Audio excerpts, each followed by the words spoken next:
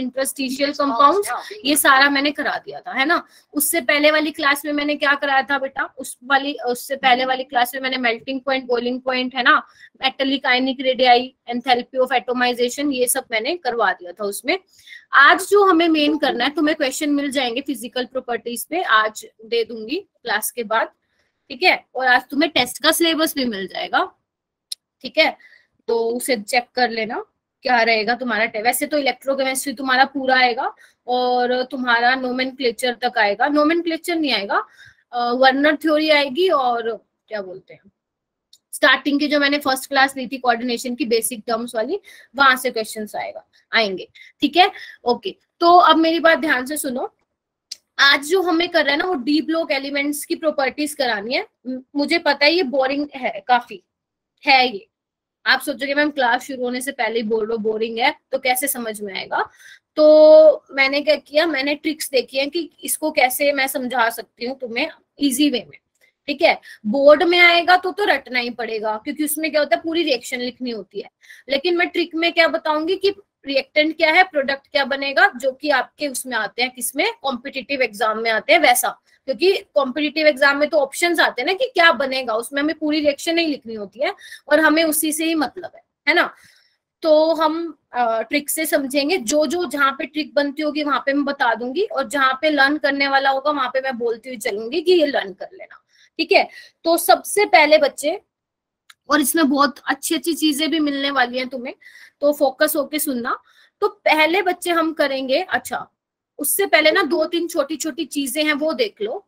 एक तो बच्चे ये ध्यान रखना, जैसे जैसे ऑक्सीडेशन स्टेट बढ़ेगी, वैसे ये तुमने पढ़ रखा होगा पी ब्लॉक वगैरह में, ध्यान से देख लो, छोटी सी चीज है। जैसे जैसे बच्चे ऑक्सीडेशन स्टेट बढ़ती है ना, ध्यान से सुनना, +2 +4 +7 से, तो आपका एसिडिक कैरेक्टर भी इंक्रीज होता है। यहाँ से क्वेश्चन आता है, जैसे जैसे ऑक्सीडेशन स्टेट बढ़ती है तो आपका एसिडिक कैरेक्टर भी बढ़ता है, क्योंकि अगर ऑक्सीडेशन स्टेट बढ़ेगी तो इलेक्ट्रॉन को लेने के लिए ज्यादा तेजी से भागेगा, है ना, ज्यादा चार्ज होगा तो इलेक्ट्रॉन को ज्यादा पुल करेगा, और ज्यादा पुल करेगा तो एसिडिक कैरेक्टर उसका ज्यादा होगा, ठीक है। और जैसे जैसे ऑक्सीडेशन स्टेट बढ़ती है बच्चे, आपका कोवेलेंट कैरेक्टर भी बढ़ता है। मतलब जितने ज्यादा इलेक्ट्रॉन होंगे तो वो चांसेस ज्यादा रहेंगे कि वो लूज ना करे, इलेक्ट्रॉन को शेयर करें। ये वाला तुमने सबने पढ़ रखा है, कोवेलेंट कैरेक्टर होगा ज्यादा, ठीक है। तो आप इन चीजों को ध्यान रखना। और जिसकी ऑक्सीडेशन स्टेट कम होगी वो मतलब लूज कर सकते हैं इलेक्ट्रॉन को इजीली, तो आयनिक कैरेक्टर शो करता है। मिडल वाले ionic as well as covalent character show करते हैं, ठीक है। तो ये थोड़ा ध्यान रखना, ये आया हुआ है। जरूरी नहीं कि इस केस में आपके पास कोई भी दे रखे हो कंपाउंड्स, अगर उसमें आपसे पूछ रखा है कि एसिडिक कैरेक्टर क्या होगा, तो आप क्या चेक करेंगे, उसका ऑक्सीडेशन स्टेट वहां पे चेक कर सकते हैं कि क्या होगा, ठीक है। ओके, तो एक तो ये चीज थी बच्चे, और एक ये चीज ध्यान रखना, जो आपके ट्रांजिशन मेटल्स है वो कॉम्प्लेक्स भी बनाते हैं। जो good evening Ashutosh, transition metal जो है आपके कॉम्प्लेक्स भी बनाते हैं। ये हमने कहाँ देखा था बच्चे, कोऑर्डिनेशन कंपाउंड में देखा था। कोई बात नहीं आशुतोष, अभी जस्ट स्टार्ट ही करवाया है। जो आपके ट्रांजिशन मेटल है वो कॉम्प्लेक्स भी बनाते हैं, ये हमने कहाँ देखा था, कोऑर्डिनेशन में देखा था, है ना। मैंने कहा था कि कोऑर्डिनेशन कंपाउंड में जो मेटल ले रहे थे वो कौन सा था, ट्रांजिशन मेटल वाला था। तो ट्रांजिशन मेटल आपके कॉम्प्लेक्स भी बनाते हैं, ठीक है। उसके बाद एक बार मेटेलिक बॉन्डिंग मुझे बतानी है थोड़ी सी। मेटेलिक बॉन्डिंग वैसे मैंने बता दिया था, लेकिन लैंग्वेज के टर्म्स में मैंने थोड़ा सा नहीं सही से एक्सप्लेन किया था, तो आप ध्यान से सुनना। मेटेलिक बॉन्डिंग एग्जैक्ट होती क्या है, वैसे तो ये केमिकल बॉन्डिंग में पढ़ते हो आप लोग। मेटेलिक बॉन्डिंग बच्चे होता क्या है कि जो आपके वैलेंस शेल इलेक्ट्रॉन है वो, और जो आपका न्यूक्लियस है, उनके बीच कितनी अट्रैक्शन है, वो आपकी मेटेलिक बॉन्डिंग होती है ना। जो उन दोनों के बीच की अट्रैक्शन को ही हम मेटेलिक बॉन्डिंग कहते हैं। जितनी ज्यादा अट्रैक्शन होगी उतना ज्यादा आपका मेटेलिक बॉन्ड स्ट्रॉन्ग होगा। जैसे अगर मैं मान लो यहाँ पे सपोज सोडियम का लैटिस लिखती हूँ, मतलब सोडियम का लैटिस का मतलब यहाँ पे सोडियम का एटम होगा, और आपको पता है एटम में क्या होगा, न्यूक्लियस होगा और इलेक्ट्रॉन भी होगा। मैं सिर्फ यहाँ पे वैलेंस शेल वाले दिखा रही हूँ, है ना, इनर शेल वाले यहाँ पे नहीं दिखा रही। जैसे और भी होंगे, देख पा रहे हो सारे, बहुत सारे ऐसे सोडियम एटम होंगे, ठीक है। तो बच्चे आप कैसे देखोगे, देखो मैंने कहा था सोडियम में एक ही इलेक्ट्रॉन होता है, तो एक ही इलेक्ट्रॉन होगा। ये क्या करेंगे, आपस में जो ये पॉजिटिव चार्ज है एक दूसरे के इलेक्ट्रॉन को खींचेंगे, क्योंकि तुम्हें फोर्स ऑफ अट्रैक्शन होगा किसके बीच में, पॉजिटिव चार्ज और इलेक्ट्रॉन के बीच में। तो ऐसे ऐसे अगर जितनी ज्यादा अट्रैक्शन होगी उतना ज्यादा तुम्हारा स्ट्रॉन्ग बॉन्ड होगा। मैंने कहा था सोडियम के पास भैया एक ही इलेक्ट्रॉन है, है ना। तो एक ही इलेक्ट्रॉन की वजह से क्या होता है, सोडियम मेटल तो होता है लेकिन हार्ड नहीं होता, जब आप उसको नाइफ से कट करते हो तो इजीली कट हो जाता है। जबकि हमारे ट्रांजिशन मेटल्स, मैंने क्या बोला था, हार्ड होते हैं। और हार्ड का रीजन क्या बताया था कि नंबर ऑफ अनपेयर्ड इलेक्ट्रॉन ज्यादा होते हैं, तो जितने ज्यादा अनपेयर्ड इलेक्ट्रॉन होंगे भैया उतना ज्यादा स्ट्रॉन्ग पुल लगाएंगे। तो जो ये इलेक्ट्रॉन है इनके चारों तरफ ऐसे ऐसे घूमते रहेंगे, जिनको आप डीलोकलाइज इलेक्ट्रॉन भी बोलते हो। तो जितना ज्यादा अट्रैक्शन होगा बच्चे, उतना ही ज्यादा क्या होगा, आपका मेटेलिक बॉन्ड स्ट्रॉन्ग होगा। ठीक है, तो ये मेटेलिक बॉन्डिंग की मैंने शायद डेफिनेशन इस तरह से नहीं बताई थी, तो ऐसे आप ध्यान रख सकते हैं। ठीक है, और आप ध्यान रखना जो मर्क्यूरी है वो लिक्विड होता है, बाकी सारे हार्ड होते हैं। जो आपका मर्क्यूरी होता है वो लिक्विड होता है। क्यों लिक्विड होता है बच्चे, क्योंकि इसके जो डी ऑर्बिटल में है वो जो उसका डी सबशेल है वो कंप्लीटली फिल्ड है। ठीक है, कंप्लीटली फिल्ड की वजह से मैंने क्या कहा था, सॉफ्ट होगा, हार्ड तो नहीं होगा। तो हार्ड नहीं है तो मर्क्यूरी आपका लिक्विड फॉर्म में एग्जिस्ट करता है। ठीक है, और ये क्या होता है, बहुत ज्यादा वोलेटाइल होता है। जबकि अगर मैं बाकी एलिमेंट्स से कंपेयर करूं तो वो लेस वोलेटाइल होते हैं। ठीक है, तो ये 2-3 चीजें थी जो बतानी रह गई थी, जो मैंने सोचा था आज वाले लेक्चर में बता दूंगी। ठीक है जी, बोलो। Yes ma'am. अच्छा, जिन स्टूडेंट्स ने अभी अभी ज्वाइन किया ना, अभी तो पहले मेरी बात सुन लो, बहुत ही बुरी बात है, 7 बजे क्लास होती है, 7:05 तक सारे मेरी क्लास में आ जाया करो। दूसरी बात, जो बच्चे लास्ट क्लास में नहीं थे, बहुत कम बच्चे थे लास्ट क्लास में, तो प्लीज रेगुलर रहो। किसी का कोई जेन्युइन प्रॉब्लम था तो आई कैन अंडरस्टैंड, अदरवाइज किसी ने ऐसे ही बेफालतू का बंक मारा था तो वो बहुत बुरी बात है। ठीक है, तो आप लोग क्या करेंगे, बंक नहीं करना है, रेगुलर रहना है क्लासेस में। तुम्हें पता है रेगुलर रहने के लिए क्यों बोलती हूँ, तुम्हारे लिए अच्छा है, तुम्हें ही समझ में आएगा ज्यादा अच्छे से। देखो रिकॉर्डिंग तो ना एक सेकंड ऑप्शन होता है, आप ये मत सोचा करो कि अरे अटेंड नहीं किया ना रिकॉर्डिंग देख लेंगे। वो उस केस में देखोगे जब आपकी कोई भैया बहुत ज्यादा कोई जेन्युइन रीजन है कि भैया आज तो क्लास अटेंड कर ही नहीं पाएंगे, तो आप रिकॉर्डिंग देखेंगे। क्योंकि एक लाइव इंटरेक्शन अलग बात होती है, रिकॉर्डेड लेक्चर देखना अलग चीज होती है। ठीक है, तो प्लीज रेगुलर रहना। अभी जैसे 44 स्टूडेंट्स हैं, तो मैं तो चाहती थी 50 रहे एटलीस्ट हमारी क्लास में, 50 तो आने ही चाहिए। तो ट्राई करेंगे 50 तक इसको लेके जाएं। अभी 44 है, होप सो 50 हो भी जाए। तो अच्छा, ये छोटी छोटी चीजें क्लियर है ना। अब मैं स्टार्ट करूं केमिकल प्रॉपर्टीज बच्चे। हाँ मैम। तो सबसे पहले हम स्टार्ट करेंगे KMnO4 की। ठीक है, पहले ये क्या है, इसका नाम पोटेशियम परमैग्नेट है। इनके नाम और कलर बहुत पूछे जाते हैं, तो हम इसको ध्यान से देखेंगे। ठीक है, पोटेशियम परमैग्नेट इसको बोलते हैं, जिसको आप MnO4 नेगेटिव भी लिखते हैं। ठीक है, और ये पर्पल कलर का होता है, पहले ही बता दिया मैंने, पर्पल कलर का होता है आपका पोटेशियम परमैग्नेट। तो सबसे पहले हम इसकी प्रॉपर्टीज देखते हैं। सबसे पहले हम देखेंगे कि ये प्रिपेयर कैसे किया जाता है, बेसिकली प्रिपरेशन ऑफ KMnO4।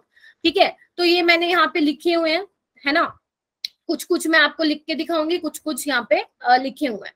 तो बच्चे सबसे पहले आता है लैब मेथड, मतलब लैब में KMnO4 को कैसे प्रिपेयर किया जाता है। तो ध्यान से देखना, आप क्या लेते हो, Mn2+ लेते हो, एक सेकेंड रुको, आप क्या लेते हो, Mn2+ लेते हो। ठीक है, उसकी रिएक्शन कराते हो इससे, ये इंपॉर्टेंट है। देखो इसमें ना ध्यान रखना, इसमें बैलेंस करवाना रिएक्शन को इतना जरूरी नहीं है, क्योंकि वो अगर CBSE में आया तो वहां पे आपको रटने की जरूरत है कि बैलेंसिंग क्या होगी, वो आप करवा सकते हो। लेकिन कॉम्पिटिटिव एग्जाम में क्वेश्चन कैसे आता है, भैया इससे ये रिएक्ट किया तो बताओ प्रोडक्ट क्या बना, है ना, या जो प्रोडक्ट बना उसका कलर क्या है, सिर्फ ऐसे क्वेश्चन आते हैं। तो ज्यादा बैलेंसिंग पे अपना दिमाग मत खराब करना, सिर्फ ये देखना इसमें क्या क्या यूज हो रहा है और क्या क्या बन रहा है। ठीक है, जैसे लैब मेथड में बच्चे आप क्या ले रहे हैं, H2O8 2 नेगेटिव ले रहे हैं, H2O8 2 नेगेटिव, और इसका नाम आपको याद रखना है, क्या नाम होता है, पर ऑक्सो डाइसल्फेट। मतलब इसमें क्या होती है बच्चे, पर ऑक्सो लिंकेज होती है। ये आपका पी ब्लॉक का भी बहुत इंपॉर्टेंट क्वेश्चन बनता है कि आपके पास 4 ऑप्शन आ जाते हैं और आपको बोलते हैं इनमें से बताओ किस केस में पर ऑक्सो लिंकेज है। तो अगर आपको ये याद होगा, जिसको मार्शलेज एसिड भी बोलते हैं, अगर कभी किसी ने पढ़ा है पी ब्लॉक, मार्शलेज एसिड भी बोलते हैं। ठीक है, तो आप ध्यान रखेंगे H2O8 में क्या होती है, पर ऑक्सो लिंकेज होती है। मैं आपको बताते हुए चलूंगी कि क्या क्या इंपॉर्टेंट है। ठीक है, तो जब आप बच्चे Mn2+ की इसके साथ रिएक्शन करते हैं तो आपको क्या मिलता है, परमैग्नेट मिलता है। क्या मिलता है, परमैग्नेट मिलता है। और ये H2O8 2 जो ये आपका पर ऑक्सो डाइसल्फेट है, वो किस में चेंज हो जाता है बच्चे, सल्फेट में चेंज हो जाता है। तो ये इसका था फर्स्ट वाला लैब मेथड, इसमें कोई ट्रिक नहीं है, ये आपको ऐसे ही ध्यान रखना पड़ेगा। ठीक है, चांसेस कम है आने के इसके रिएक्शन के, इसलिए इसकी पर ऑक्सो लिंकेज मतलब बच्चे ये ऑक्सीजन ऑक्सीजन, जैसे आप पढ़ते हो ना हाइड्रोजन पर ऑक्साइड, क्या बोलते हैं उसको, H2O2। तो ये क्या होती है, इसको बोलते हैं परोक्सो लिंकेज, ठीक है, ऑक्सीजन ऑक्सीजन के बीच के लिंकेज को, ठीक है। तो आपका H2 8 SO4 नेगेटिव में कन्वर्ट हो जाएगा और Mn2+ जो है बेसिकली MnO4 नेगेटिव में हो जाएगा, ठीक है, ये ध्यान रखना है। उसके बाद इंडस्ट्रियल मेथड, इसको मैं लिख रही हूँ नो नीड टू लर्न, सिर्फ एक बार देख लेना, लर्न करना नहीं है कि भैया जो मैग्नेट है अगर आप उसकी ऑक्सीडेशन कराते हो, इलेक्ट्रोलिटिक ऑक्सीडेशन कराते हो तो वो किस में चेंज हो जाता है, पर मैग्नेट में चेंज हो जाता है, बस ये ध्यान रखना है और कुछ ध्यान नहीं रखना है इसमें, ठीक है। तो पहले वाले में इसका स्ट्रक्चर आपको ध्यान रखना है, ठीक है। उसके बाद है बच्चे ये वाला, देखो ये वाली रिएक्शन क्या है, यहाँ पे ध्यान से देखो, जो आपका MnO2 है, अगर हम उसकी रिएक्शन, अगर हम उसको फ्यूज करवाएं KOH के साथ या KNO3 के साथ इन द प्रेजेंस ऑफ एयर, यानी कि ऑक्सीजन के साथ, ये इंपॉर्टेंट है रिएक्शन, तो आपको क्या मिलता है, K2MnO4 मिलता है। आपको क्या मिलता है, K2MnO4 मिलता है, विच इज व्हाट, आपका मैग्नेट मिलता है, ठीक है, पर मैग्नेट नहीं मिलता, मैग्नेट मिलता है, ठीक है। K2MnO4 क्या होता है बच्चे, मैग्नेट होता है, KMnO4 आपका पर मैग्नेट होता है, ठीक है। तो जो आपका मैग्नेट है ये आपका ग्रीन कलर का होता है, ठीक है। अगर आप इस मैग्नेट को, पोटेशियम मैग्नेट को एसिडिक कंडीशन में डालते हैं तो आपको क्या मिलता है, पर मैग्नेट मिलता है, जो पर्पल कलर का होता है, और जो MnO2 मिलता है वो ब्राउन कलर का होता है। तो ये आपको याद ही करने पड़ेंगे 3 मेथड, ये वाला सेकंड वाला बेशक मत करना, लेकिन फर्स्ट वाला और ये थर्ड वाला याद रखना कि MnO2 जब फ्यूज करके हम KOH के साथ ट्रीट कराते हैं इन द प्रेजेंस ऑफ ऑक्सीजन, तो हमें पहले मैग्नेट मिलता है, पोटेशियम मैग्नेट, जब उसकी एसिडिक कंडीशन में रिएक्शन करवाते हैं तो हमें क्या मिलता है बच्चे, पर मैग्नेट मिलता है और MnO2 मिलता है। इनके कलर ध्यान रखना, कई बार डायरेक्ट कलर पे भी क्वेश्चन आ जाता है कि आपका पोटेशियम पर मैग्नेट बच्चे पर्पल कलर का होता है और MnO2 आपका ब्राउन कलर का होता है, ठीक है। उसके बाद मोस्ट इंपॉर्टेंट क्वेश्चन ये है कि आपका जो पर मैग्नेट है, यानी कि पर मैग्नेट का मतलब MnO4 नेगेटिव, और जो आपका मैग्नेट है विच इज MnO4 नेगेटिव, उनके स्ट्रक्चर क्या होते हैं, बहुत ज्यादा इंपॉर्टेंट है ये क्वेश्चन, तो आप ध्यान रखेंगे। पूजा इसको याद नहीं करना बच्चे, रिएक्शन का प्रोसेस कैसे होता है ये आपके एनसीईआरटी में भी नहीं दे रखा, एनसीईआरटी में भी ऐसे रिएक्शन लिखी हुई है, आपको सिर्फ रिएक्शन ध्यान रखनी पड़ेगी, इसके अलावा आपके पास कोई और तरीका नहीं है। 25 रिएक्शन है, 25 के 25 प्रोसीजर आप ध्यान नहीं रख सकते, ठीक है। इसलिए मैं बोल रही हूँ जहां पे ट्रिक की नीड होगी वहां पे मैं ट्रिक करवाऊंगी, जहां पे मैं आपको बोल दूं कि भैया ये लर्न करना है तो आपको वो लर्न ही करना पड़ेगा, ठीक है। अब जैसे ये स्ट्रक्चर वाला क्वेश्चन है, ये समझने वाला है, जैसे देखो मैं एक बार लिख देती हूँ, ये क्या है बच्चे, पर मैग्नेट है, एक मिनट में पेन का कलर चेंज कर लूं, ये क्या है बच्चे, पर मैग्नेट है, और ये क्या है तुम्हारा, मैग्नेट है, ठीक है। स्पेलिंग देख लेना, इसका स्ट्रक्चर क्या होता है बच्चे, देखो MnO4 नेगेटिव का 3 डबल बॉन्ड O है और एक ऑक्सीजन पे नेगेटिव चार्ज है, और MnO4 नेगेटिव में बच्चे क्या है, 2 नेगेटिव का चार्ज। अब जो ये 50 बच्चे आ गए ना, लीव नहीं करेंगे, आज का बहुत इंपॉर्टेंट होने वाला है। आज मैं आपको ट्रिक बताने वाली हूँ कि कैसे इन बोरिंग सी केमिकल प्रॉपर्टीज को लर्न करना है, ठीक है। ओके, तो MnO4 नेगेटिव में बच्चे क्या होगा, 2 ऑक्सीजन पे नेगेटिव होगा, उनके साथ उसके काउंटर आयन है। तो सबसे पहले तो आपको स्ट्रक्चर पता होना चाहिए, दूसरा आपको ये पता होना चाहिए इन दोनों ये दोनों स्ट्रक्चर कैसे हैं, ज्योमेट्री क्या है इसकी, तो बच्चे दोनों की ज्योमेट्री क्या है, टेट्राहेड्रल है। कैसी ज्योमेट्री है, टेट्राहेड्रल है। कैसे करते हो टेट्राहेड्रल, सिग्मा बोन को काउंट कर लो, 1 2 3 4 sp3 हाइब्रिडाइजेशन होगी, और इस वाले की भी क्या होगी बच्चे, 1 2 3 4 sp3 हाइब्रिडाइजेशन होगी। क्लियर है, पहला क्वेश्चन स्ट्रक्चर का, दूसरा क्वेश्चन ज्योमेट्री का। तीसरा बच्चे आपको ये बताना है कि इन दोनों में से पैरामैग्नेटिक कौन होगा और डायामैग्नेटिक कौन होगा, ठीक है। पैरामैग्नेटिक कौन होगा और डायामैग्नेटिक कौन होगा। तो मुझे एक बात बताओ, MnO4 नेगेटिव तुम बताओ क्या होगा, पैरा होगा या डाया होगा, और MnO4 नेगेटिव बताओ, इसमें जो Mn की ऑक्सीडेशन स्टेट निकालो और मुझे बताओ कि ये पैरा होगा या डाया होगा, बताओ बताओ बच्चे, अरे बता दो, नहीं सिखाया था क्या। Mn की ऑक्सीडेशन स्टेट +7 है, कितने इलेक्ट्रॉन होंगे डी ऑर्बिटल में,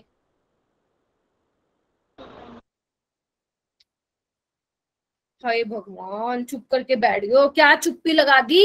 Mn+7 में कितने इलेक्ट्रॉन होंगे डी ऑर्बिटल में, आवाज आ रही है सर डी मैम, डी में तो 5 मतलब होते हैं ना, तो 1 में शुरू में 2 होंगे, फिर 1 होंगे, 4 होंगे। +7 में अंकुश तुम बताओ। p ऑर्बिटल में 5 इलेक्ट्रॉन होंगे। 5 होंगे।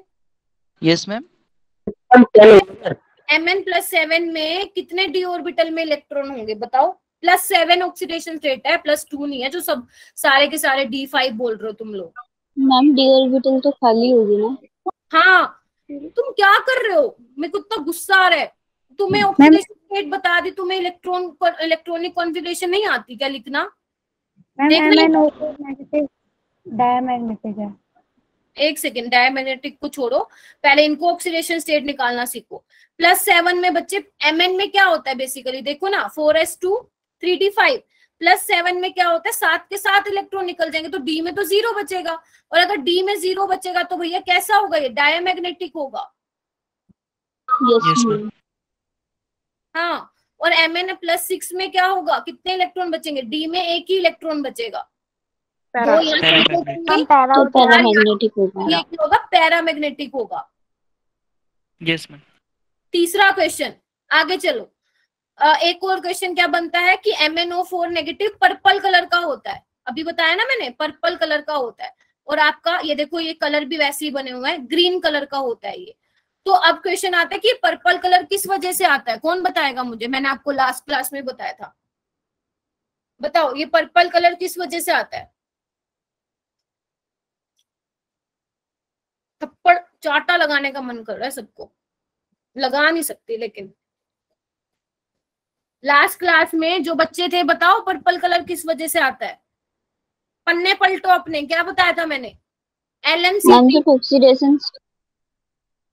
ऑक्सीडेशन स्टेट +7 होती है मैग्नीज की तो पर्पल कलर आता है, और जब +2 होती है तो पेल पिंक कलर आता है। वो आता तो है बच्चे, लेकिन आता क्यों है, किस वजह से आता है? LMCT भूल गए, ligand to metal charge transfer. क्योंकि d ऑर्बिटल अब खाली हो चुकी है, ऑक्सीजन यहाँ पे बिहेव कर रहा है एज ए लिगेंड, तो लिगेंड से भैया मेटल में इलेक्ट्रॉन भेजेंगे वो। Ligand to metal charge transfer की वजह से यहाँ पर्पल कलर आ रहा है।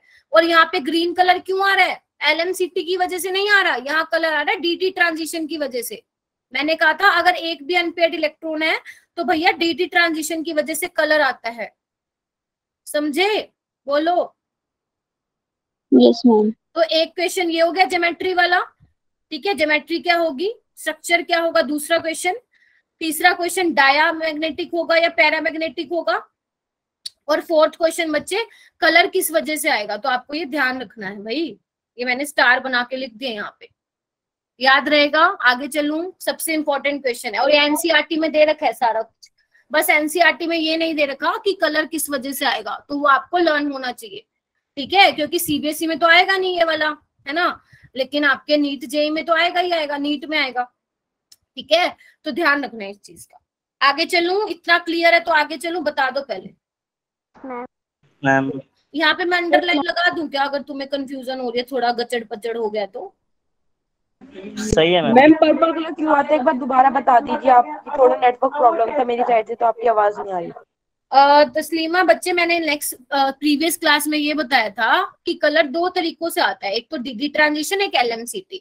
डीडी ट्रांजिशन आप बेटा तब करवाते हो जब आपके पास मिनिमम एक अनपेयर्ड इलेक्ट्रॉन होता है, राइट। लेकिन LMCT में क्या होता है बच्चे, Mn+7 का मतलब है डी ऑर्बिटल आपकी बिल्कुल वैकेंट है, कुछ भी नहीं है, खाली है, इलेक्ट्रॉन ही नहीं है, लेकिन फिर भी उसका कलर आ रहा है। वो किस वजह से आ रहा है? क्योंकि यहाँ पे क्या होता है, जो ऑक्सीजन है वो लिगेंड है, और लिगेंड के पास क्या होता है, इलेक्ट्रॉन है, नेगेटिव चार्ज है ना आपके ऑक्सीजन के पास, तो वो क्या करता है, इलेक्ट्रॉन को मेटल की वैकेंट डी ऑर्बिटल में ट्रांसफर करता है, जिसको हम बोलते हैं ligand to metal charge transfer spectra, ठीक है, जिसकी वजह से आपका पर्पल कलर आता है, ठीक है। और मैंने दो एग्जांपल और बताए थे, पोटेशियम डाइक्रोमेट वाला भी बताया था और एक वेनेडियम वाला भी बताया था, मैंने कहा था इसको नोट डाउन करके रख लेना। आगे चले? Yes ma'am. चलो, उसके बाद ये वही है जो मैंने बताया, इसको देख लेना, नोट्स में मैं ऐड कर दूंगी। उसके बाद बच्चे ऐसा कुछ डार्क पर्पल कलर होता है, बिल्कुल ब्लैक सा दिखता है लेकिन होता पर्पल कलर है। जब आप उसको हाथ में रखेंगे ना तो आपका हाथ पर्पल हो जाएगा, लेकिन दिखने में वो पर्पल कलर का होता है। आई होप दिख रहा हो, वैसे ये ब्लैकिश सा दिख रहा है थोड़ा, क्योंकि डीप पर्पल कलर होता है। आपने देखा है वो पर्पल दिखता है? हाँ, ऐसा कलर का होता है, ये नीडल लाइक क्रिस्टल होते हैं। एक ये इंपॉर्टेंट क्वेश्चन यहाँ पे बन रहा, मैं यहाँ पे लिखती जाऊंगी जो जो इंपॉर्टेंट है, ये इंपॉर्टेंट है। आपको क्या मिलेगा, आपको ये मिलेगा कि भैया KMnO4 इज आइसोस्ट्रक्चरल विथ, और आपको 4 ऑप्शन मिलेंगे। तो आपको ध्यान रखना है जो आपका KMnO4 होता है वो ClO4 के जैसा ही दिखता है। देख पा रहे हो,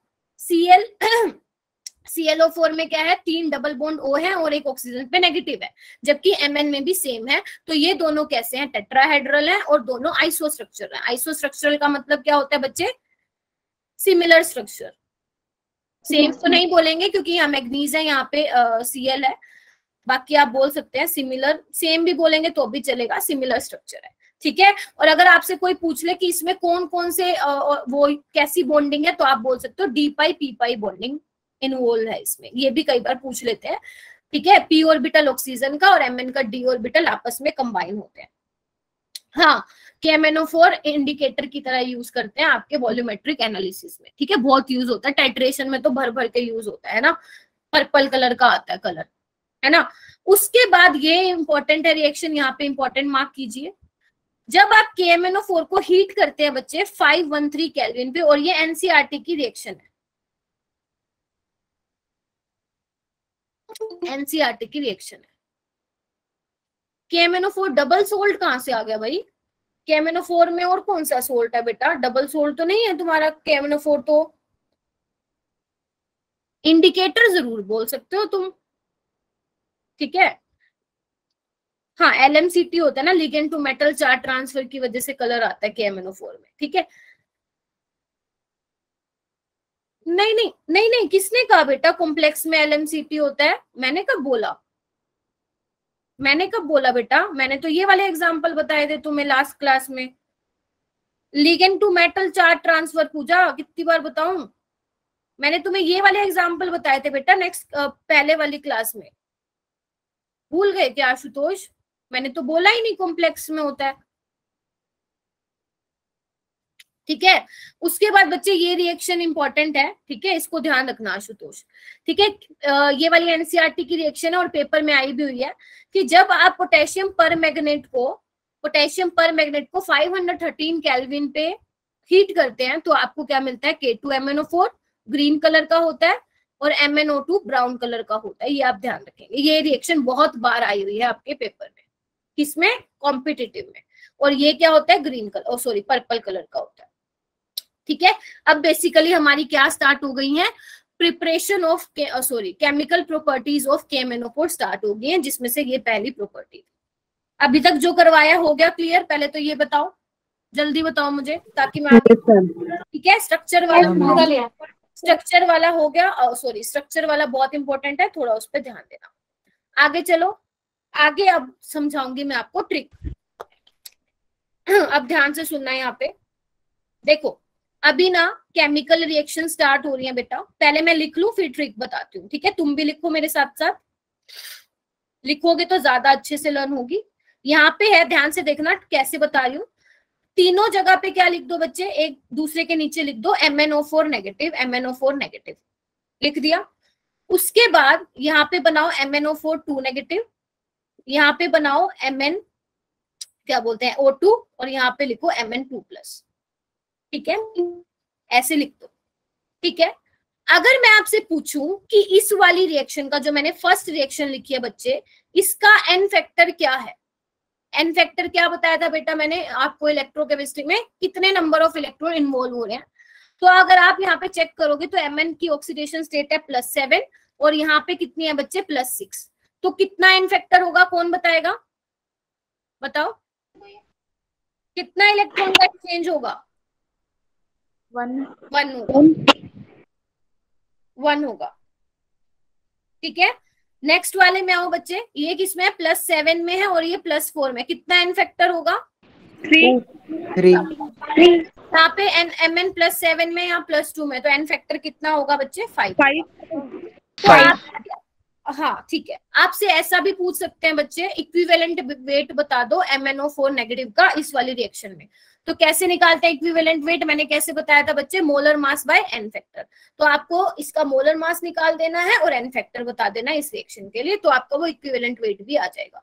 अभी यहाँ पे लिखो बच्चे, मैं कलर चेंज कर रही हूँ, ये बेसिक मीडियम में होता है, ऐसा बनता है रिएक्टेंट से प्रोडक्ट।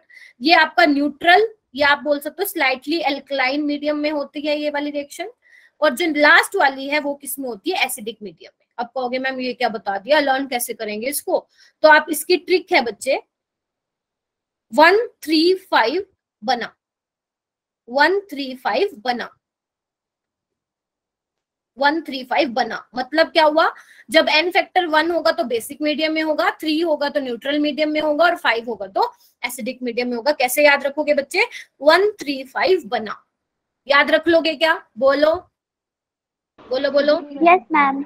इजी है, 135 बना, बना Yes, इसमें बेसिक, न्यूट्रल और एसिडिक। ध्यान रखना न्यूट्रल हो, मीडियम या एल्कलाइन मीडियम हो, ठीक है, पहली चीज तो ये।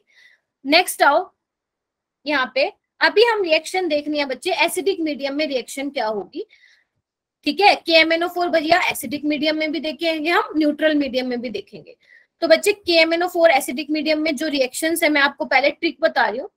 एसिडिक मीडियम में क्या था, इधर देखो क्या था, 5 वाला था, n फैक्टर 5 था, यानी कि MnO4 नेगेटिव से क्या बन रहा था बच्चे, इसमें Mn2 प्लस बन रहा था, ठीक है। तो ये ध्यान रखना, यानी कि अगर मैं आपको एक चीज बताऊं तो बेसिकली ये क्या कर रहा है, +7 से +2 में चेंज हो रहा है। तो क्या मैं बोल सकती हूँ कि जो आपका KMnO4 है एक स्ट्रॉन्ग ऑक्सीडाइजिंग एजेंट है बच्चे, बोलो। हाँ मैम। दूसरों करेगा और खुद को रिड्यूस करेगा। अभी हमें ये देखना है कि किन किन को वो ऑक्सीडाइज करेगा। तो एक बार मैं लिख रही हूँ यहाँ पे, फिर ट्रिक बताती हूँ। I negative, oxalate 2 negative, Fe2+, sulphide है ना, नाइट्राइट, सल्फाइट और आपका टिन, ठीक है। अभी हमें देखना है कि ये इसको कैसे कैसे ऑक्सीडाइज करेगा, किस किस में ऑक्सीडाइज करेगा। कैसे लर्न करेंगे बच्चे, एसिडिक मीडियम में लिखो इसको, एक ओक्स को फिर से न्यू सॉन्ग सुनाओ, न्यू सॉन्ग सुनाओ, एक ओक्स को फिर से न्यू सॉन्ग सुनाओ, ऐसे ध्यान रखेंगे। आपको ये पता लग जाएगा बच्चे एसिडिक मीडियम में KMnO4 में ये प्रेजेंट होते हैं, मतलब बेसिकली इनकी रिएक्शंस हमें पढ़नी है, ठीक है। एक मतलब ई, ऐसे ध्यान रखना, आयोडाइड, ओक्स मतलब ऑक्सलेट, फिर मतलब Fe2+, फिर से का मतलब सल्फाइड, न्यू का मतलब नाइट्राइट, सॉन्ग सुनाओ का मतलब, सॉन्ग मतलब सल्फाइड, और सुनाओ का मतलब टिन। पहले ये बताओ, हो गया क्लियर ये वाली चीज, बताओ। Yes ma'am. बना क्या, उसके बाद Yes, बना ma'am. क्या, ये सुनो। I नेगेटिव, क्योंकि क्या कर रहा है वो, खुद तो रिड्यूस हो रहा है, दूसरों को ऑक्सीडाइज कर रहा है, तो I नेगेटिव I2 में चेंज होगा, ऑक्सलेट CO2 में, Fe2+ बच्चे Fe3+ में, ये तो इजी है। सल्फाइड सल्फर में, NO2 नेगेटिव किस में चेंज होगा, NO3 नेगेटिव में, सल्फाइड सल्फेट में ऑक्सीडाइज होगा, SN2+ बच्चे SN+4 में होगा, ठीक है। तो ये तो आप ध्यान रख लोगे। देखो ऑक्सीडेशन हो रहा है हर किसी का, ठीक है। बस आपको मेन इसको ध्यान रखना है कि KMnO4 जो एसिडिक मीडियम में हम पढ़ते हैं, एसिडिक मीडियम में KMnO4 की reaction which is your potassium पर मैग्नेट, तो उसमें कौन कौन यूज हो रहा है, एक ओक्स को फिर से एक सॉन्ग सुनाओ, एक ओक्स को फिर से न्यू सॉन्ग सुनाओ। तो ये वाले हैं जो आपको एसिडिक मीडियम में ध्यान रखने हैं, ठीक है। ये आपके लिए किस लिए बच्चे, ये आपके लिए है क्या बोलते हैं, जब आप कॉम्पिटिटिव एग्जाम में अपीयर होंगे वहां पे आपको ये।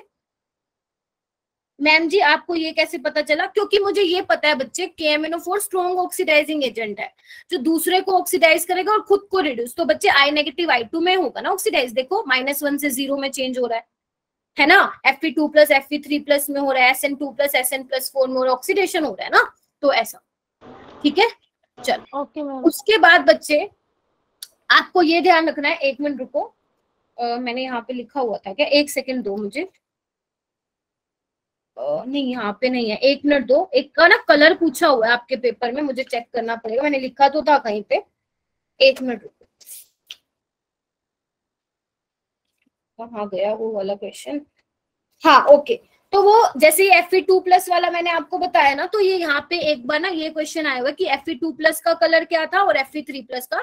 तो आप ध्यान रखेंगे Fe2+ का कलर ग्रीन होता है और Fe3+ का थोड़ा ग्रीन येलोइश कलर होता है। तो ये एक बार क्वेश्चन आया हुआ था, आप इसका ध्यान रखेंगे, बाकी का ध्यान ना भी रखे तो भी चलेगा, क्योंकि NCERT में दे रखा है, और NCERT में दे रखा है मतलब आ सकता है, ठीक है। तो अगर मान लो मुझे पूरी रिएक्शन लिखनी हो बच्चे तो मैं कोई एक ले लेती हूँ। देखो कैसे लिखेंगे, MnO4 negative plus Fe2 plus, acidic medium में आप रिएक्शन करवाएंगे तो आपको क्या मिलेगा, Mn2 प्लस मिलेगा और Fe3 प्लस मिलेगा। बाकी आप इसको बैलेंस कर सकते हो, कितना वाटर मॉलिक्यूल आएंगे, है ना, कितने H प्लस आएंगे, कितने इलेक्ट्रॉन आएंगे, वो आप बैलेंस कर सकते हो। लेकिन सीबीएसई में आया तो आपको बैलेंस करके दिखानी ही पड़ेगी। लेकिन अगर कॉम्पिटिटिव में आया तो वो सिर्फ आपसे क्या पूछेंगे, प्रोडक्ट पूछेंगे या फिर कलर पूछेंगे, और कलर में भी किसका, Fe2 प्लस का और Fe3 प्लस का।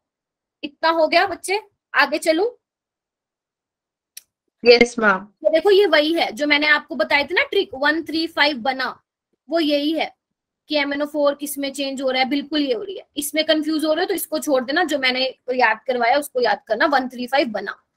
ठीक है, देखो बच्चे ये एनसीईआरटी का मैंने कॉपी पेस्ट किया हुआ है, आप सबको दिख रहा है क्या, थोड़ा जूम कर लो, या एक काम करती हूँ मैं ही थोड़ा बड़ा कर देती हूँ इसको, 1 मिनट रुको।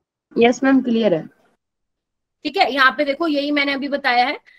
देखो आई नेगेटिव किस में चेंज होगा बच्चे, I2 में चेंज होगा। ये देखो ये सारी बैलेंस की हुई है रिएक्शन को, इधर देखो Fe2 प्लस को लिखा हुआ है, ग्रीन कलर का है, Fe3 प्लस में कन्वर्ट हो रहा है, ऑक्सीडाइज हो रहा है, और MnO4 नेगेटिव रिड्यूस हो रहा है Mn2 प्लस में। ऐसे ही देखो C2O4 किस में बच्चे हो रहा है, ऑक्सीडाइज CO2 में। सल्फाइड किस में हो रहा है, सल्फर में। सल्फाइड किस में हो रहा है बच्चे, सल्फेट में। और नाइट्राइड किस में हो रहा है, नाइट्रेट। कर लोगे, चले आगे। Yes ma'am. इसके बाद हम देखते हैं, अच्छा इसमें मेरे को एक काम करना पड़ेगा, पेज लेना पड़ेगा एक्चुअली, एक सेकंड। ओके, अभी हम ट्रिक देखेंगे बच्चे। हमने एसिडिक मीडियम देख लिया, अभी हमें देखना न्यूट्रल मीडियम है। न्यूट्रल बोल दो या स्लाइटली एल्कलाइन मीडियम बोल दो, एक ही बात है।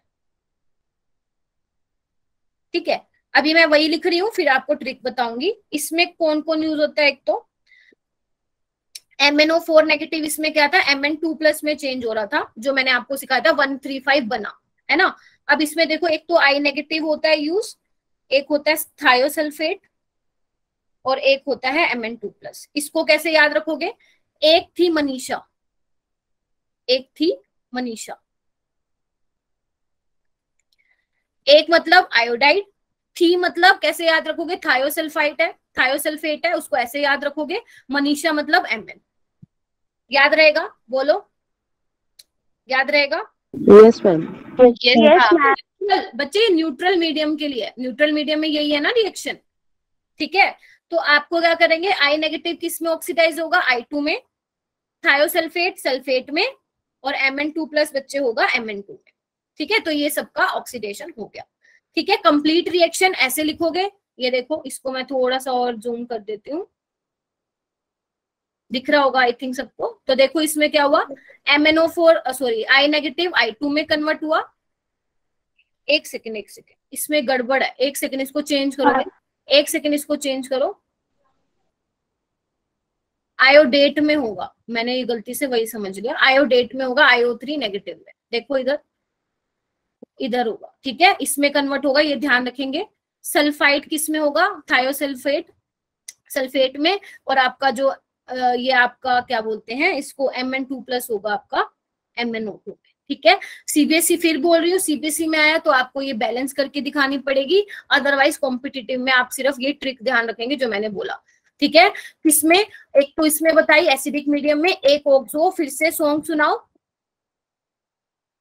सबके पीछे 8 लग जाएगा। एक ऑक्स को फिर से सॉन्ग सुनाओ। ठीक है, इसमें कैसे करोगे आप, न्यूट्रल में एक थी मनीषा, है ना, सल्फाइड सल्फेट में हो रहा है। ओके, आयोडाइड में आयोडेट बन रहा है। ठीक है, हाँ बिल्कुल सही बोला जिसने बोला, सब में 8 लग जाएगा। आयोडाइड आयोडेट में बन रहा है, थायोसल्फेट सल्फेट में हो रहा है, और इसमें क्या हो रहा है, मैग्नीज मैग्नेट में हो रहा है। और ये बहुत इंपॉर्टेंट है, ये जो नोट करके लिखा हुआ है बच्चे बहुत इंपॉर्टेंट है। क्या, ये आपके आया हुआ है पेपर में, क्या आया हुआ है, पर मैग्नेट टाइट्रेशन। ध्यान से सुन लो, जो आप KMnO4 को लेते हो ब्यूरेट में, तो जो उसकी टाइट्रेशन है ना, आप किसमें नहीं करवाते। देखो क्या लिखा हुआ है, पर magnet titration in the presence of HCl acid are unsatisfactory since HCl is oxidised to chlorine. ये आपको ध्यान रखना है, ये एक बार क्वेश्चन आया हुआ है, एक बार नहीं 2 बार आया हुआ है कि आप HCl इसमें यूज नहीं करते, क्योंकि HCl क्या होता है, क्या करता है, HCl जो है ऑक्सीडाइज हो जाता है क्लोरीन में। ठीक है, जिसकी वजह से आपका जो HCl है वो बचता नहीं है, जिसकी वजह से आपका जो रिजल्ट है वो सेटिस्फैक्टरी नहीं आता है। इसलिए ध्यान रखना HCl को पर मैग्नेट टाइट्रेशन में यूज नहीं करते हैं, क्योंकि वो फटाक से किसमें ऑक्सीडाइज हो जाता है, Cl2 में हो जाता है। क्योंकि KMnO4 के कंपैरिजन में ये कैसे बिहेव करता है, रिड्यूसिंग एजेंट बिहेव करता है, जो दूसरे को रिड्यूस करेगा और खुद को ऑक्सीडाइज करेगा। और KMnO4 क्या होता है, यहाँ पे ऑक्सीडाइजिंग एजेंट होता है। तो ये वाली एक बात ध्यान रखेंगे। और एनसीईआरटी में भी लिख रखा है नोट करके, और ये आपके जेईई नीट में भी 2 बार ऑलरेडी पहले आ चुका है। ठीक है, बस हाँ मतलब एसिडिक मीडियम, हाँ एसिडिक मीडियम मतलब HCl, और भी एसिड ले सकते हो लेकिन HCl नहीं लोगे, क्योंकि HCl माना कि स्ट्रॉन्ग एसिड है, लेकिन KMnO4 की प्रेजेंस में वो स्ट्रॉन्ग रिड्यूसिंग एजेंट की तरह बिहेव करता है, मतलब जो दूसरे को रिड्यूस करेगा और खुद को ऑक्सीडाइज करेगा। तो जैसे ही आप HCl ले तो फटाक से वो Cl2 में चेंज हो जाता है। तो क्या होता है, HCl ही नहीं बचता, और अगर HCl नहीं बचता तो बच्चे जो आप बेसिकली मोलैरिटी निकालना चाहते हो इन टाइट्रेशन से, वो सेटिस्फैक्टरी रिजल्ट नहीं देती है। Okay ma'am. एक हैंड रेस कौन कर रहा था, एक बार मुझे बताओ, हैंड रेस कौन कर रहा था? अच्छा, एक बार और रिवाइज करा दूं क्या तुम्हें? Yes ma'am. देखो एक बार और रिवाइज कर, देखो सबसे पहले क्या था,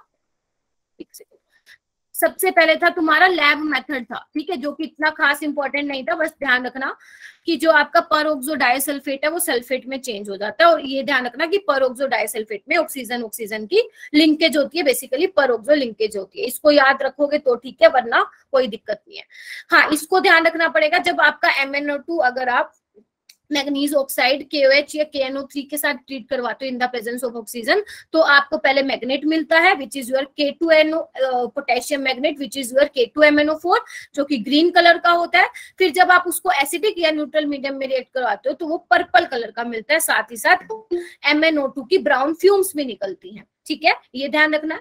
उसके बाद बच्चे स्ट्रक्चर आपको ध्यान रखना है कि KMnO4 का क्या होता है और K2MnO4 का क्या होता है, कलर किस वजह से आता है, डाया है या पैरा है, ठीक है, और क्या हाइब्रिडाइजेशन ध्यान रखेंगे और कलर ध्यान रखेंगे। ठीक है, उसके बाद बच्चे आइसोस्ट्रक्चरल होता है आपका KMnO4 KCl4 का, ठीक है। और आपको ये वाली रिएक्शन ये एनसीईआरटी में दे रखी है कि जब आप पोटेशियम पर मैग्नेट को हीट करते हैं 513 केल्विन पे, तो आपको क्या मिलता है, K2MnO4 पोटेशियम मैग्नेट मिलता है, प्लस आपको मैग्नीज डाइऑक्साइड मिलता है, जो कि ब्राउन कलर की फ्यूम्स निकलती हैं, ब्राउन फ्यूम्स होती हैं ये MnO2।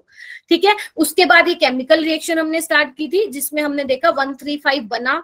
135 बना का मतलब क्या है, 1 मतलब बेसिक एन फैक्टर है, 3 एन फैक्टर है मतलब न्यूट्रल मीडियम में हुआ है, और 5 मतलब एसिडिक मीडियम में हुआ है। तो ये रिएक्शन आपको ध्यान रखनी है, ठीक है, ट्रिक से। उसके बाद एसिडिक मीडियम में मैंने आपको कैसे समझाया, एक ऑक्स को फिर से न्यू सॉन्ग सुनाओ और सबका ऑक्सीडेशन करवा देना। आयोडाइड आयोडीन में, ऑक्सलेट CO2 में, Fe2+ Fe3+ में, सल्फाइड सल्फर में, नाइट्राइट नाइट्रेट में, सल्फाइड सल्फेट में, और SN2+ स्टेनस स्टेनेट में। ठीक है, स्टेनस मतलब SN2+, स्टेनेट मतलब SN+4।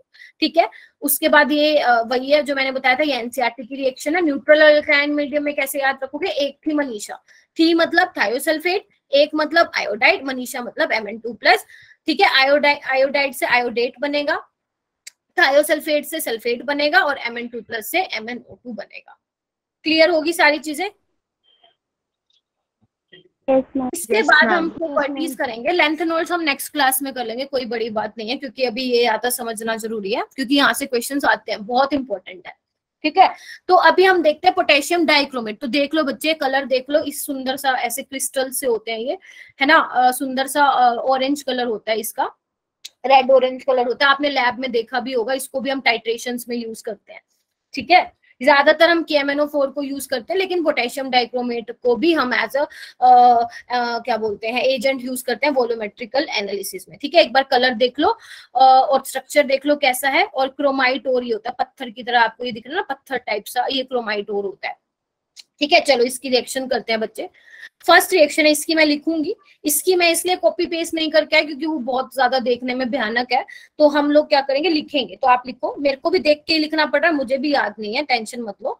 ठीक है, लेकिन अब मैं तो पढ़ चुकी हूँ अपने टाइम में, तुम्हें पेपर देना तो तुम्हें लर्न करनी पड़ेगी। तो बच्चे जब आप क्रोमाइट ओर को रिएक्शन कराते हो, उसको किसके साथ? सोडियम कार्बोनेट के साथ Na2CO3 की इन द प्रेजेंस ऑफ ऑक्सीजन, तो आपको क्या मिलता है बच्चे? सोडियम क्रोमेट मिलता है, जो कि येलो कलर का होता है। ध्यान रखेंगे, जो कि येलो कलर का होता है। ठीक है, साथ ही साथ आपको मिलता है फेरिक ऑक्साइड मिलता है Fe2O3, और साथ में आपको मिलता है CO2। मेन आपको क्या ध्यान रखना है? ये ध्यान रखना है बस। ठीक है, आपको ये ध्यान रखना है। फिर अगर मैं इसकी रिएक्शन कराती हूँ बच्चे एसिडिक मीडियम में, तो आपको क्या मिलता है बेटा? Na2Cr2O7 आपको मिलता है सोडियम डाइक्रोमेट, जो कि ऑरेंज कलर का होता है, जो कि एक सेकंड, इतना मुश्किल नहीं है, इसको याद रखना, हो जाएगा, ऑरेंज कलर का होता है। ठीक है, फिर जब आप इसकी KCl के साथ रिएक्शन कराते हो बच्चे, तो आपको क्या मिलता है? K2Cr2O7 which is your potassium dichromate. इसका भी कलर क्या होता है बच्चे? ऑरेंज होता है, रेड ऑरेंज। अभी मैंने आपको दिखाया ना, पोटेशियम डाइक्रोमेट। ठीक है, पोटेशियम डाइक्रोमेट। बोरिंग सा लग रहा होगा आप सबको, लग रहा है क्या? Red orange. ठीक है, नो मैम। नहीं नहीं नहीं नहीं, पूजा नहीं पूछते बेटा, नहीं पूछते, प्रोसेस है ही नहीं, NCERT में नहीं है, तुमसे काहे को पूछेंगे? रिएक्शन तुम्हें पता होनी चाहिए कि किसके साथ रिएक्ट करवाओगे तो क्या बनेगा। जहां कलर की नीड है वहां पे कलर पूछेंगे। ठीक है, लेकिन मैम जी मुझे अच्छा लगता है ना कि मतलब कौन सी चीज कहाँ से आई, फिर किससे रिएक्ट हुई। अच्छा, कौन सी चीज कहाँ से आई? फिर तो ये तुम्हें डिटेल में पढ़ना पड़ेगा। ये फिर तुम कहाँ से चेक करोगे? ये तो तुम्हें गूगल से रिसर्च क्या बोलते हैं, रिसर्च पेपर में देखना पड़ेगा। ठीक है, रिसर्च पेपर देख लेना, आपको मिल जाएंगे गूगल पे कौन सी चीज कैसे आई। ठीक है, बुक्स में तो भैया ऐसी NCERT में तो डराने वाली चीजें लिखी हुई हैं। ठीक है, हाँ CBSE में बच्चे रिएक्शन लिखनी आएंगी, क्योंकि अब पिछली बार तो सिलेबस में नहीं था तुम्हारा ये केमिकल प्रॉपर्टीज, लेकिन इस बार है, तो फिर रिएक्शन लिखने आ सकते हैं कि ये इसके साथ रिएक्ट करेगा ऑक्सैलिक एसिड, तो बताओ क्या बनेगा। तो आपको पूरी रिएक्शन लिखनी आनी चाहिए उसके लिए। ठीक है, ठीक है, तो इसकी ये रिएक्शन होगी, ध्यान रखना कौन से कलर का क्या होता है। उसके बाद आओ बच्चे, ये वही है जो मैंने अभी बताया आपको, जो मैंने अभी बताया वही है, ये सेम चीज। ठीक है, चलो, मेरे को लगा मैंने कॉपी पेस्ट नहीं किया, कर रखा है। उसके बाद हम बच्चे पढ़ते हैं केमिकल प्रॉपर्टी, जिसमें सबसे पहले आता है हीटिंग इफेक्ट। हीटिंग इफेक्ट ये इतना बड़ा नहीं है, छोटा सा ही है। इसमें क्या होता है बच्चे, अगर आपके, सुनो मेरी बात ध्यान से सुनो, वैसे चांसेस ज्यादा ये हैं, अगर CBSE में आती है केमिकल प्रॉपर्टीज बेटा, तो आप क्या कर सकते हैं ना, वो भी आएंगे, आपकी चॉइस भी आएगी। तो अगर मान लो चॉइस में आती है केमिकल प्रॉपर्टीज, तो ये वाला छोड़ देना क्वेश्चन, और जो दूसरे वाला क्वेश्चन होगा वो कर लेना, क्योंकि ज्यादा चांसेस ये रहते हैं इसके साथ ऑप्शन में आता है आपका, मतलब चॉइस में आता है। और मैम कभी कभी तो स्लाइड हाफ दिखा दीजिए। कर सकते हैं, हाफ को हमें पूरा करना पड़ेगा। हाँ हाँ, ये वाले क्वेश्चन आपके आ सकता है, CBSE में भी आ सकता है, और कॉम्पिटिटिव में तो आता ही आता है। अगर ऐसा क्वेश्चन आ जाए हाफ को पूरा करना, तो तुम्हारे लिए वो ज्यादा इजी रहेगा, है ना, क्योंकि बेसिकली तुम्हें हिंट मिल जाएगा। ठीक है, हीटिंग इफेक्ट क्या होता है बच्चे? अब हम क्या कर रहे हैं, chemical properties of potassium dichromate, यानी कि K2Cr2O7 की केमिकल प्रॉपर्टीज हम देख रहे हैं। ठीक है, तो बच्चे जब K2Cr2O7 को आप हीट करोगे, तो आपको क्या मिलता है? एक तो पोटेशियम क्रोमेट मिलता है which is yellow in colour, एक मिलता है क्रोमियम ऑक्साइड, और O2 जो है रिलीज होती है। तो आपको कलर का ध्यान रखना है, फिर बोल रही हूँ, ये आपका रेड ऑरेंज कलर का होता है। ठीक है, रेड ऑरेंज कलर का होता है, ये आपका येलो कलर का होता है। स्पेलिंग गलत लिख दी क्या ऑरेंज की? ठीक कर लेना, फिर तुम कहोगे मैम ऑरेंज की स्पेलिंग भी गलत लिख देते हो आप, तो ऑरेंज। ठीक है, ये येलो कलर का होता है, और ये आपका ग्रीन कलर का होता है। कौन? Chromium oxide. ठीक है, ये रिएक्शन वैसे नहीं पूछी गई है अभी तक, तो एक बार बस ध्यान रख लेना। सेकंड वाली रिएक्शन जो मैं करा रही हूँ वो बहुत इंपॉर्टेंट है कि पीएच का क्या इफेक्ट पड़ेगा। तो बच्चे आपको ध्यान रखना है, जब आप पोटेशियम डाइक्रोमेट में अगर उसकी रिएक्शन कराते हो एल्कलाइन मीडियम में, बेसिकली आप पीएच बढ़ा रहे हो। पीएच बढ़ाने का मतलब क्या है? आप एल्कलाइन कंडीशन ले रहे हो, तो उस केस में ये किस में कन्वर्ट हो जाता है? CO4 नेगेटिव में। अगर आप पीएच कम कर देते हो, यानी कि एसिडिक मीडियम दे देते हो, तो क्या हो जाता है? वो बैक इसमें कन्वर्ट हो जाता है। तो ये रिएक्शन इस तरह से चलती है, पीएच ज्यादा होगा तो इसमें कन्वर्ट हो जाएगा, पीएच कम होगा तो वापिस किसमें चला जाएगा? पोटेशियम डाइक्रोमेट में चला जाएगा। ठीक है जी, ये वाली इंपॉर्टेंट है रिएक्शन, इसको आप ध्यान रखना। आगे चले, जल्दी बोलो, आगे चले, टाइम होने वाला है, 10 मिनट रह गए। Yes ma'am. हाँ, उसके बाद है स्ट्रक्चर। जैसे हमने उसका स्ट्रक्चर देखा था, इसका भी स्ट्रक्चर देखना, और इसमें 3-4 चीजें जो मुझे बतानी है। एक तो स्ट्रक्चर है बेटा K2Cr2O7 का, और एक है आपका K2Cr O4 का। तो इसका कैसे बनेगा स्ट्रक्चर बच्चे, इधर देखो, इस तरह से बनेगा।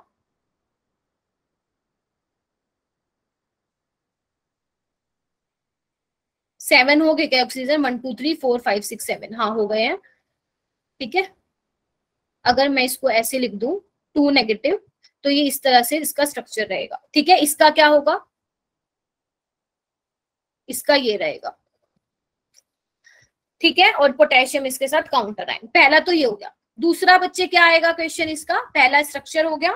दूसरा बच्चे इसकी ज्योमेट्री क्या होगी, तो इसकी ज्योमेट्री कौन बताएगा, टेट्राहेड्रल होगी इसकी, और इसकी भी क्या होगी बच्चे, टेट्राहेड्रल होगी।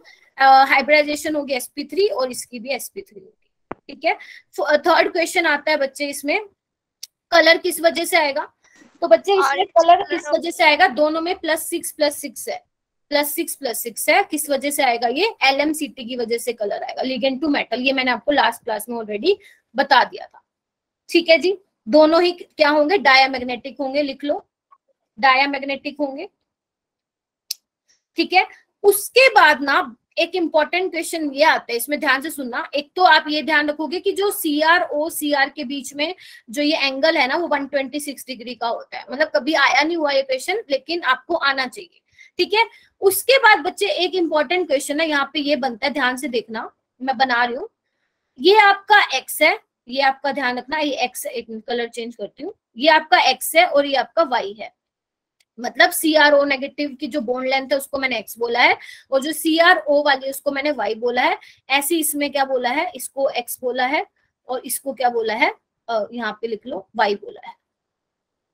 अब आपसे क्या पूछते हैं इसमें कि जो X और Y बॉन्ड लेंथ है वो क्या दोनों में सेम है या डिफरेंट है।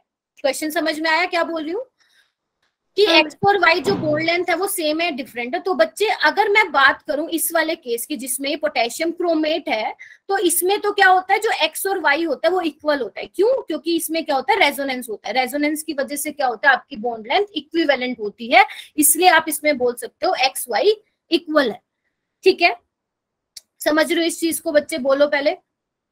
ठीक है, लेकिन अगर मैं बात करूं इस वाले केस की, जो कि बहुत इंपॉर्टेंट है, इसमें बच्चे क्या होता है, जो X वाली होती है वो कम होती है Y से। क्यों ऐसा होता है, ध्यान से समझना, रीजन सुनो, थोड़ा सा ऑर्गेनिक का कंसेप्ट है यहाँ पे। एक सेकेंड रुको, ये देखो ध्यान से देखना, यहाँ पे क्या होता है बच्चे, ऑक्सीजन के ऊपर नेगेटिव चार्ज है। और मैंने आपको, अगर याद हो, किसी ने मेरी ऑर्गेनिक की क्लास अटेंड की हो जब हम अगस्त में पढ़ रहे थे, तो मैंने आपको ये कहा था, अगर किसी पे चार्ज आ जाता है किसी स्पीशीज पे, तो सबसे पहले वो क्या काम करता है, अपने चार्ज को खत्म करता है, न्यूट्रलाइज करता है। तो बेसिकली ये क्या करेगा, रेजोनेंस में पार्टिसिपेट करेगा और अपने चार्ज को न्यूट्रलाइज करेगा। बेसिकली डबल बॉन्ड आ जाएगा इसमें, यहाँ पे जहां जिसको मैंने X माना था। लेकिन बच्चे इसके पास क्या लोन पेयर है। अब ये लोन पेयर भी क्या करेंगे, देंगे, क्योंकि ये भी इलेक्ट्रॉन है, नेगेटिव चार्ज का मतलब भी इलेक्ट्रॉन है। लेकिन इसमें तो क्या था, नेगेटिव चार्ज न्यूट्रलाइज हो रहा था, जबकि इसमें क्या, जब ये अपने इलेक्ट्रॉन देगा तो ऑक्सीजन पे कौन सा चार्ज आएगा बच्चे, पॉजिटिव चार्ज आएगा। और आपको पता है इलेक्ट्रोनेगेटिव एलिमेंट अपने ऊपर पॉजिटिव चार्ज एक्वायर नहीं करना चाहता है, तो इसीलिए ये वाली bond length as compare to ज्यादा रहेगी Y वाली, और X वाली छोटी रहेगी, क्योंकि ये इलेक्ट्रॉन देने में बहुत ज्यादा आनाकानी करेगा। ये भैया अपना चार्ज न्यूट्रलाइज करवाने के लिए आसानी से इलेक्ट्रॉन को दे देगा। समझे इस चीज को, ये इंपॉर्टेंट पॉइंट था, इसको ध्यान रखना। मैम जी Y वाला ज्यादा आनाकानी करेगा ना, लेकिन X वाला वो इजीली डोनेट कर देगा। हाँ, X वाला इजिली क्यों करेगा, क्योंकि बच्चे ऑक्सीजन के ऊपर है नेगेटिव चार्ज। और मैंने कहा था, आपने तो पता नहीं की थी या नहीं की थी अटेंड, जिसपे नेगेटिव चार्ज होता है, या भी सुन लो, अगर किसी स्पीशीज पे नेगेटिव चार्ज या पॉजिटिव चार्ज आ जाता है, तो सबसे पहले वो क्या करता है, अपने चार्ज को न्यूट्रलाइज करवाता है। ओके मैम जी, बट आपने इन स्ट्रक्चर में मतलब पोटेशियम को दिखाया तो है नहीं। दिखा दो बेटा, क्यों लो, दिखा दो, काउंटर आयन दिखाना है ना, दिखा दो। ऐसे दिखाओगे तो ऐसे दिखा सकते हो आप। मैम जिसमें पोटेशियम का क्या रोल है वैसे? पोटेशियम बच्चे यहाँ पे काउंटर आयन है। काउंटर आयन बेसिकली क्या होता है ना, जैसे आप सोल्ट नहीं लिखते हो, ये सोल्ट है ना, आप सोल्ट में क्या लिखते हो, पॉजिटिव और नेगेटिव को साथ साथ लिखते हो ना, तो जस्ट यहाँ पे ये काउंटर आयन इसके साथ लिखा जा रहा है कि नेगेटिव चार्ज है, उसके साथ उसका काउंटर आयन लिखा हुआ है।